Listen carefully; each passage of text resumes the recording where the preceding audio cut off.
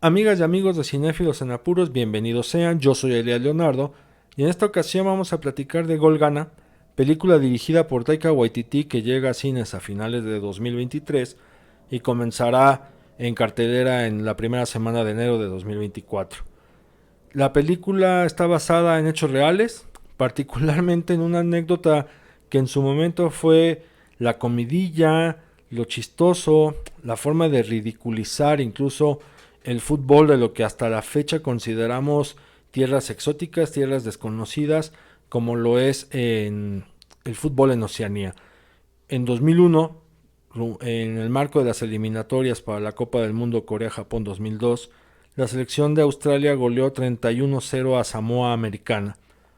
Yo recuerdo que en aquel entonces se habló mucho, ¿no? De que a poco se jugaba fútbol en aquellas latitudes, que cómo era posible, que se tuvieran que jugar eliminatorias con selecciones así, que eso era un chiste, que selecciones así incluso no tenían derecho a participar para buscar un boleto mundialista, pues porque eso le quitaba un poco de exigencia y de nivel al propio fútbol, etcétera. Les digo, fue una anécdota comentada como de chiste, de curiosidad, de mera vacilada. Pues esa vacilada la retoma Taika Waititi para contar una historia que va más allá, ¿no? De la gracia que puede implicar la anécdota que sí, en efecto es graciosa y por eso lo hace Taika Waititi en una comedia, pero alrededor de ello arroja muchas lecturas si vemos cómo ha cambiado el fútbol a lo largo de 2 décadas y si valoramos algunos contextos que procura la película. Vamos por partes. Yo soy alguien que he manifestado reiteradamente mi hartazgo de que las películas futboleras sean abordadas desde el género de la comedia.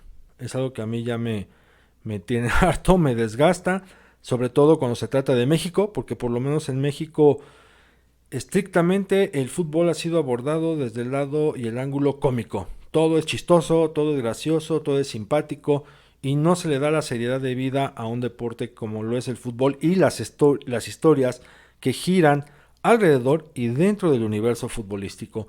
Seguimos haciendo comedias, seguimos haciendo chistecitos y a mí eso ya me tiene harto, ¿no? Y lo mismo pasa con algunas producciones internacionales. Y esta de Gol Gana en particular también yo estaba así como reticente a verla porque dije, bueno, es una comedia de un director que a mí en lo particular tampoco me simpatiza o me agrada mucho como es Taika Waititi, pero dije, a ver, la voy a ver por una razón.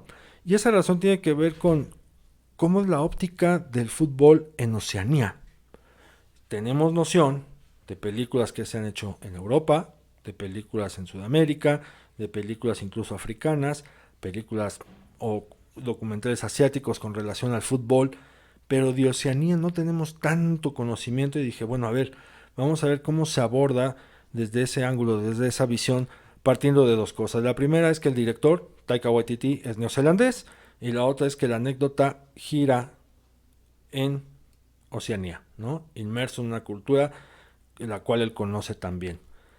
Y por eso ahí es donde entra uno de los principales valores de este título, que es ofrecernos dentro de todo el mosaico y abanico de contenidos futboleros llevados al cine, una visión ligada a un territorio que sigue siendo desconocido para muchos de nosotros, ¿no? Como lo es Oceanía. Si bien es cierto que se han hecho contenidos con relación a Australia, la selección australiana, tomemos en cuenta dos cosas. Australia es una selección que sí se ha clasificado a Copas del Mundo y que además disputa su boleto mundialista en las eliminatorias asiáticas.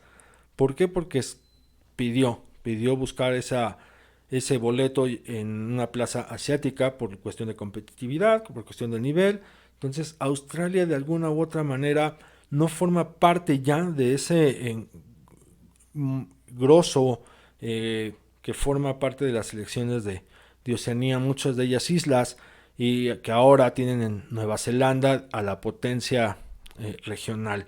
Entonces, por eso es que también se aproxima y se nos pone sobre la mesa historias del fútbol en Oceanía. ¿Y por dónde empezamos? Bueno, sí, si bien es una comedia, y es una comedia que nos va a remontar a una otra que muchos tendrán presente, y me refiero a Jamaica bajo cero. aquella película que nos cuenta la aventura del equipo jamaicano de bobsled, y que la película nos cuenta como proeza y como hazaña la historia de unos perdedores. En ese tono se maneja también Golgana. Nos transmite y nos hace ver a manera de proeza y de hazaña una historia de perdedores. Y es ahí donde también entra un poco el valor que tiene la película de Taika Waititi dentro del universo de historias y contenidos futboleros. ¿Y por qué lo digo? Porque últimamente hemos visto un boom de documentales, sobre todo muchos documentales en plataformas de streaming con relación a las figuras ganadoras, a los equipos ganadores, a los equipos poderosos, a los jugadores poderosos, a las grandes estrellas, es decir, a los que siempre ganan, ¿no? Vemos documentales de Lionel Messi, vemos contenidos de Cristiano Ronaldo, vemos contenidos del Real Madrid, vemos contenidos del Barcelona, contenidos del Bayern Múnich, de la selección argentina, de la selección brasileña, de la selección italiana, en fin, siempre los que ganan, ¿no? Y sí, forman parte de las tramas futboleras, pero no lo es todo, ¿no? A veces como que se ve muy mal al perdedor, como si no tuviera chiste, como si no tuviera gracia, o como si no tuviera sustancia para poder contar una historia. Y es ahí donde se fija Taika Waititi y dice, oye, pues esta anécdota de Samoa Americana se puede rescatar porque también los perdedores merecen contar su historia. Y hay que recordar que también los perdedores generan simpatía y en algunos casos empatía. En el estricto sentido del fútbol, pues habría que preguntarnos con quién comulga el aficionado, ¿no? Sí, está el aficionado que siempre va a apoyar al que gana, al que triunfa, ¿no? No va a comulgar con el perdedor.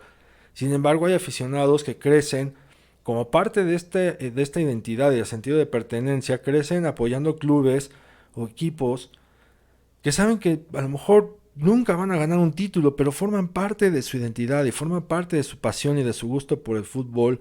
Y ahí también hay otra narrativa que no se puede desechar y que no se debe ignorar, más allá de los resultados o de los palmarés que tenga cada equipo, ¿no? Y es ahí donde entran los perdedores. Los perdedores también juegan y también vale la pena echarles ojo. Ya lo dijo alguna vez también Vicente Leñero, ¿no?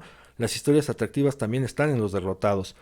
Y es ahí donde, les digo, encuentra otro valor esta película, porque dentro de estos derrotados, dentro de estos perdedores, arrojan otras luces.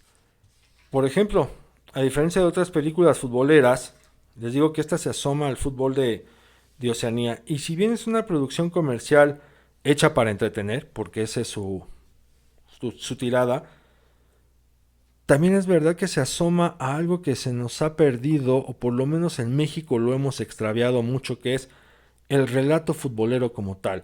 Y con relato también me refiero a la narrativa folclórica que rodea y envuelve al fútbol, y esa envoltura inmiscuye a la afición, inmiscuye a la región, inmiscuye a la sociedad, inmiscuye un montón de cosas que, les digo, a veces parece que no cuentan, ¿no? Y tan no cuentan que hemos visto las producciones donde todo se concentra en la cancha, ¿no?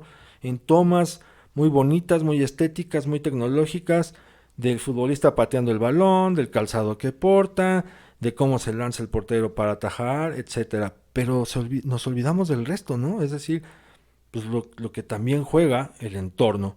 Y aquí lo rescata Taika Waititi a través del relato folclórico.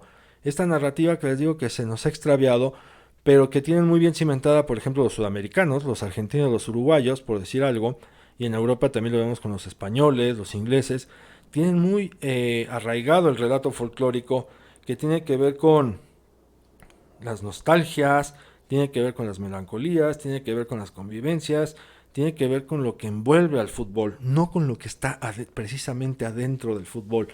Lo que está dentro del fútbol es la excusa, ¿no? Y aquí también lo vamos a ver. Hay una excusa ahí, pero estamos viendo muchas cosas alrededor, que es lo que forma parte del equipo que dirige Thomas Rongen, interpretado por Michael Fassbender.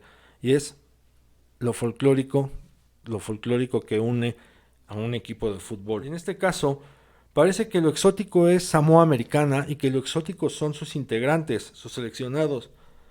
Pero no, lo exótico es el entrenador que llega a dirigirlos, es decir, el desconocido y el extranjero, el hombre de otro lugar, que en este caso es un neerlandés que, habiendo dirigido en Estados Unidos, llega a Samoa Americana con otro tipo de conocimientos y quiere cambiar de la noche a la mañana el pensamiento de una cultura que tiene muy arraigadas tradiciones, valores y convivencia y estilos de vida.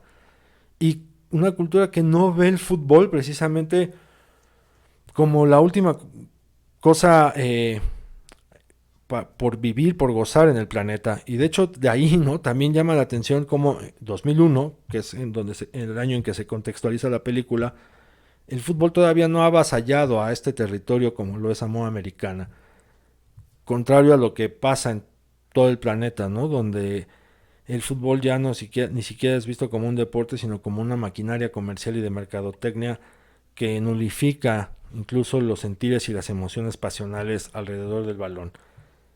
Y acá lo vemos. Les digo, tan exótico es este director técnico que lo que para el público o para el espectador puede resultar exótico, como lo es Samoa Americana, desde el nombre, como les digo, sus habitantes, los pensamientos y demás.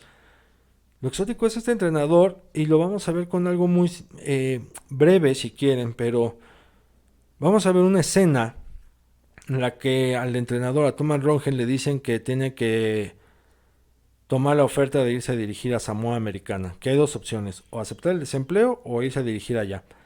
La forma en que se lo dicen es en una oficina al más puro estilo del FBI, o como si lo estuviera encuestando la oficina de impuestos. Es decir, nos muestra también cómo los gringos no tienen ni la más mínima idea del fútbol en 2001, que todo lo atienden de una manera como si fuera, les digo, empresarial, burocrática, nada que ver con lo deportivo y mucho menos nada que ver con la estructura deportiva que ellos manejan alrededor de otras disciplinas como el fútbol americano, el béisbol y el básquetbol particularmente.